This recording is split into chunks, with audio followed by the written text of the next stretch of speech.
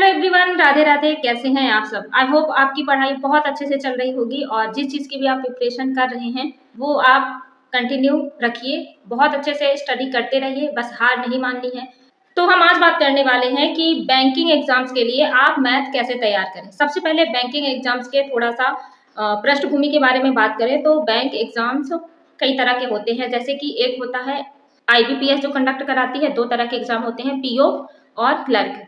SO का भी exam होता है लेकिन वो सबके लिए नहीं होता है, स्पेशलिस्ट ऑफिसर का, तो उसके बारे में बात नहीं करेंगे। IBPS के 2 एग्जाम हो गए, SBI के 2 एग्जाम होते हैं, क्लर्क एंड PO। RRB के 2 एग्जाम होते हैं, क्लर्क एंड PO। RRB को बोलते हैं रूरल रिजर्व बैंक, जो ग्रामीण बैंक होते हैं, ठीक है। और RBI असिस्टेंट का एग्जाम होता है, कुछ LIC वगैरह के इंश्योरेंस के एग्जाम्स होते हैं। तो बैंक और इंश्योरेंस का जो लेवल होता है वो लगभग बराबर होता है और नंबर ऑफ क्वेश्चन चेंज हो जाते हैं।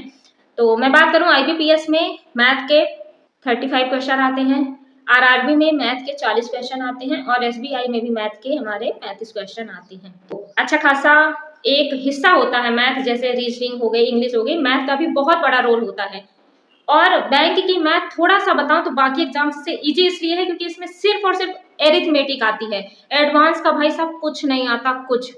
एडवांस के नाम पे कभी अगर आपको देखने को मिला तो सिर्फ और सिर्फ मेंसुरेशन, वो भी 2D या 3D की फॉर्मूला बेस्ड क्वेश्चन, ठीक है, बहुत नॉर्मल से।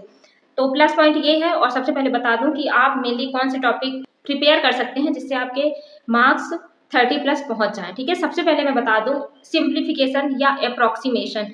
अप्रोक्सीमेशन के जो क्वेश्चन होते हैं दशमलव में दिए होते हैं और संभावित मान निकालना होता है।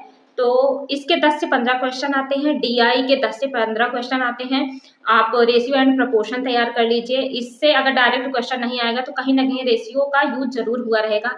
परसेंटेज से 1-2 क्वेश्चन जरूर आते हैं, प्रॉफिट एंड लॉस से 1-2 क्वेश्चन जरूर आते हैं, SI से 1-2 क्वेश्चन आते हैं, CI से भी 1-2 क्वेश्चन आते हैं। देखो ट्रेन से भी एक क्वेश्चन आ जाता है, बोट एंड स्ट्रीम से भी क्वेश्चन आ जाता है, स्पीड से भी, स्पीड टाइम एंड डिस्टेंस जिसको STD बोलते हैं, उससे भी क्वेश्चन आ जाता है, एवरेज से एक क्वेश्चन आ जाता है, ए से एक क्वेश्चन आ जाता है, एंड कभी कभी मिक्सचर एंड इरिगेशन से भी आ जाता है, डिसऑनेस्ट शॉपकीपर से भी आ जाता है, डिस्काउंट से भी क्वेश्चन आ जाता है।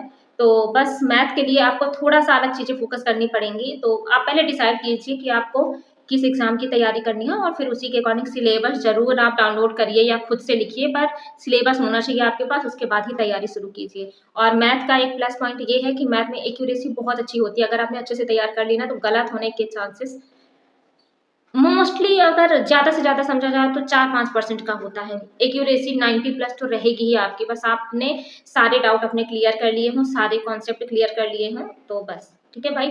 और मेंसुरेशन से कभी 1-2 क्वेश्चन आ जाता है, आप ऐड कर लेना, 30+ ही क्वेश्चन हो रहे होंगे। और जो मैं बता रही हूँ ना, आप अगर इतना फॉलो कर लेंगे तो आपका कोई भी बैंक एग्जाम निकल जाएगा। लेकिन बैंक एग्जाम निकालने के लिए सिर्फ मैथ नहीं, मैथ, रीजनिंग और इंग्लिश तीनों का बराबर रोल होता है। तो ऐसा भी नहीं मैं वादा कर सकती कि भाई अगर आप मैथ कर लो तो हो जाएगा, लेकिन मैथ आपकी इतनी अच्छी होनी चाहिए, बाकी चीजें भी अच्छी करिए तो बहुत अच्छे से सिलेक्शन हो जाएगा। आई होप आपको वीडियो पसंद आएगा। वीडियो पसंद आता है तो लाइक कर दीजिएगा, बाकी लोगों के साथ भी शेयर कीजिए, और आगे आपको किस चीज़ पे वीडियो चाहिए वो भी आप कमेंट करके बता सकते हैं।